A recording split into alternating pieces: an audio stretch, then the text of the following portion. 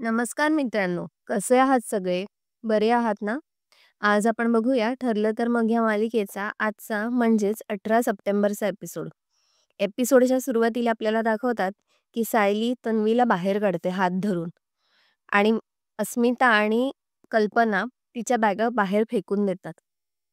सायली म्हणते, "आता तरी तुला कळतंय का गं की इथे कोणालाच तू नकोयस. चल आता चालती हो."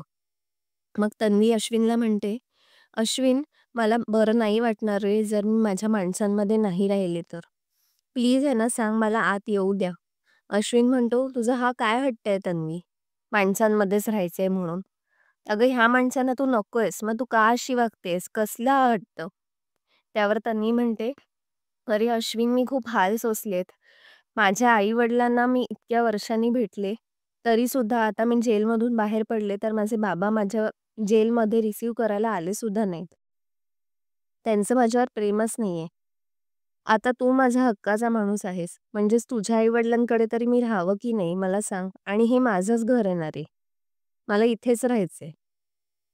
आणि हे सगळा ड्रामा करताना तन्वी चक्कर आल्याचं नाटक करते परत. ती चक्करन खाली पडते सुद्धा, पण कोणी तिला पाणी द्यायला पुढे होत नाही. अश्विन बिचारा म्हणत असतो, "प्लीज पाणी द्या, कोणीतरी पाणी द्या." पण कोणी पाणी द्यायला धजावत नाही. मग अश्विन तिकडच्या फाउंटनमधलं पाणी घेऊन तिच्या तोंडावर टाकतो. मग तन्वीला लगेचच जाग येते, कारण हा सगळा ड्रामा असतो तन्वीचा.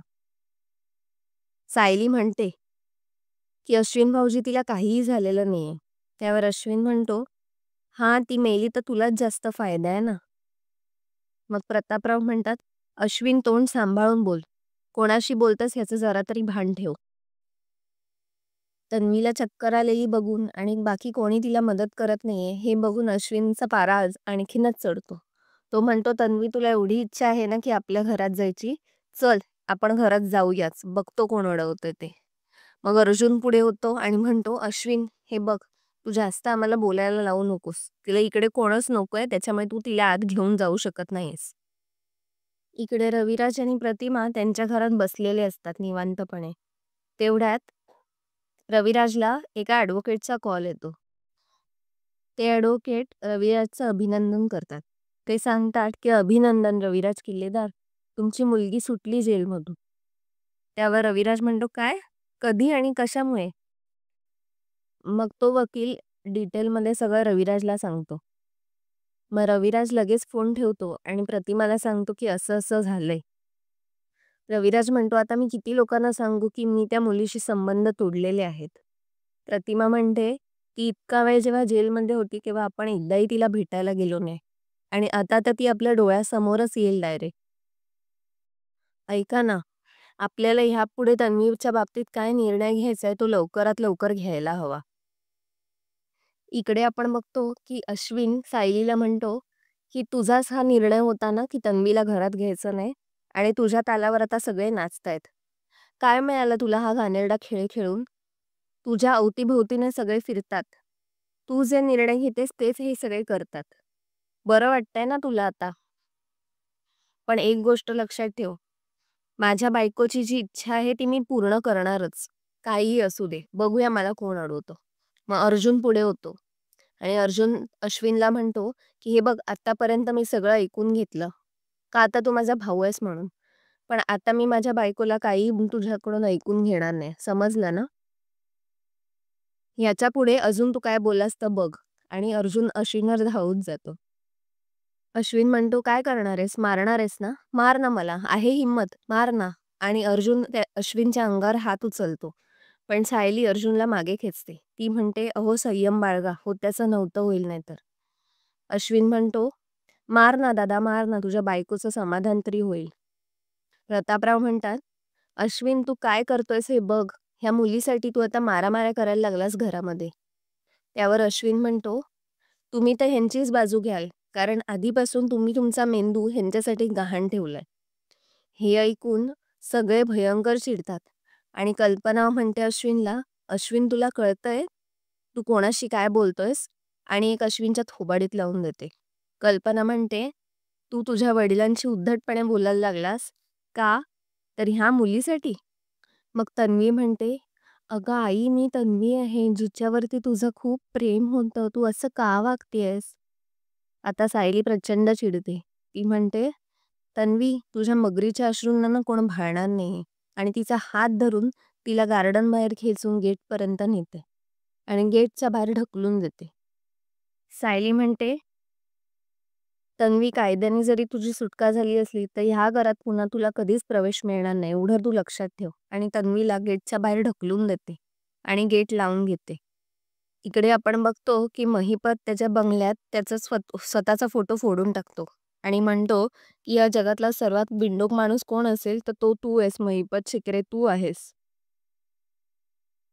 तरी ती देशमुखबाई बोललीच होती की ही प्रिया इतकी शातीर आहे ना, की असं वाटतं की 5-10 खून हिने स्वतःच केलेत. काल जन्माला आलेली पोरगी मला भारी पडली. नागराज म्हणतो, ह्याच रागामुळे ती तुझ्यावर हावी झालीये. तुला कळत नाहीये महिपत, ह्याच गोष्टीमुळे तिला कळलंय की काय तुझी दुखरी नस आहे आणि त्याचवरती खेळलीये. महिपतची तिकडे माणसं पण उभी असतात. ते म्हणतात की शेठ, तुम्ही आत्ता सांगा, मी तिचा खेळ खल्लास करून येतो. नागराज म्हणाला, महिपत, तू असलं काय करायला जाऊ नकोस, कारण तुला माहितीये प्रियाकडे तो आपला व्हिडिओ आहे. तिला मारण्याच्या भानगडीत पडलास तर ते आपल्याला परवडणार नाही. महिपत म्हणतो, मी कुठे म्हणते की तिला मारायचं. तिची पण एखादी दुखरी नस असेलच.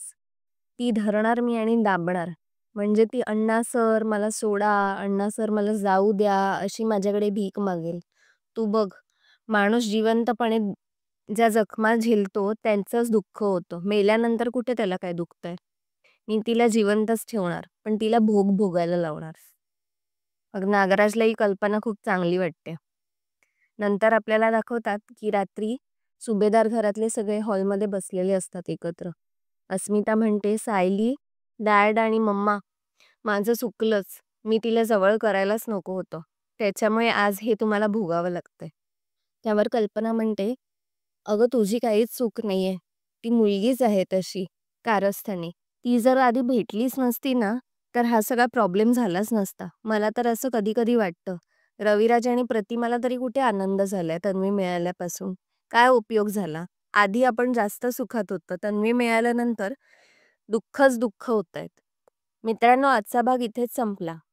पुढील भागात आपल्याला दाखवतात की तन्वी आणि अश्विन एक टेंट बनवून गार्डनमध्ये झोपलेले असतात. त्यांना बघून सायलीला आपली आठवण येते. तेव्हा अर्जुन म्हणतो की हो, पण त्यावेळी तो माझ्या शेजारी झोपली होतीस, त्यामुळे जी खडबडीत खालची जमीन होती ती सुद्धा मला मखमली गादी वाटत होती.